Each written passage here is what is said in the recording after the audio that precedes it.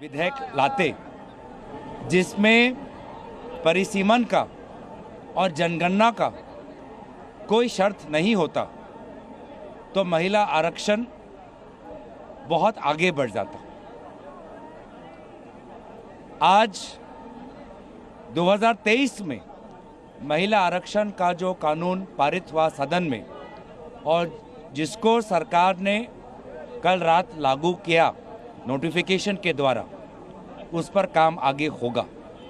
लेकिन 2026 में महिला आरक्षण के नाम पर जो ये परिसीमन राजनीति करना चाहते थे, जो निर्वाचन केंद्रिक परिसीमन करना चाहते थे, उनके भाजपा के जो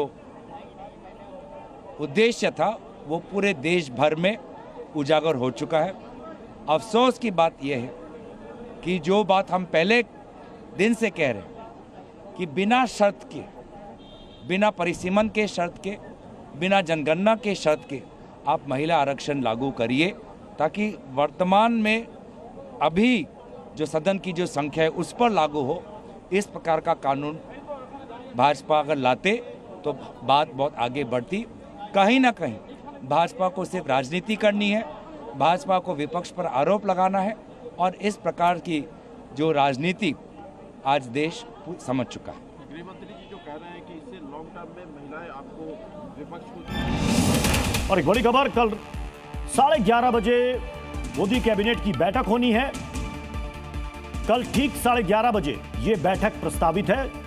बैठक होगी कैबिनेट की, क्योंकि आज ये संशोधन पास नहीं हो पाया, नामंजूर हो गया, क्योंकि विपक्ष लामबंद हो गया इसके खिलाफ। और कल 11:30 बजे पीएम कैबिनेट की बैठक करेंगे। तो इस वक्त ये बड़ी अपडेट सामने आ रही है। हमारे साथ तमाम मेहमानों का पैनल। हर बात का विरोध करते हैं, और आज जब नारी उत्थान और नारी विकास के लिए नरेंद्र मोदी की सरकार समर्पित है, उसका भी विरोध। सीट बढ़ा दिया गया, 50% का कमिटमेंट भी दे दिया गया, ऑफर दिया गया, उसका भी विरोध। तो स्पष्ट है कि ये लोग नारी विकास, नारी वंदन, नारी रिप्रेजेंटेशन के पूरे मांग का विरोध करते हैं। देश की जनता और देश की माताएं बहनें उनको कभी माफ नहीं करेंगी।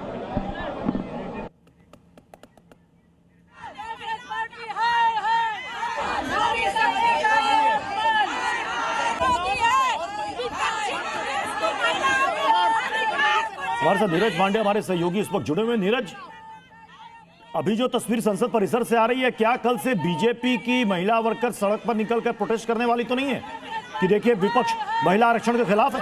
देखिए प्रत्युष, ये एनडीए का इरादा है। अभी थोड़ी देर में बैठक होगी और उसके बाद बहुत सारी चीज़ें तय हो जाएगी। मेरी जो जानकारी है उसके अनुसार भारतीय जनता पार्टी इस पूरे मसले को देश के हर कोने में ले जाएगी और पूरे देश में इसी तरह के महिलाओं के द्वारा विरोध प्रदर्शन कराया जाएगा और किया जाएगा। और भारतीय जनता पार्टी ये बताने की कोशिश करेगी, ये नैरेटिव सेट करने की कोशिश करेगी कि कांग्रेस किसी भी तरह से नहीं चाहती थी कि 2029 में के लोकसभा चुनाव में महिला आरक्षण बिल लागू हो पाए। दरअसल सरकार चाहती थी, सरकार बार बार ये कह रही थी कि महिला आरक्षण बिल हम लागू करना चाहते हैं, लेकिन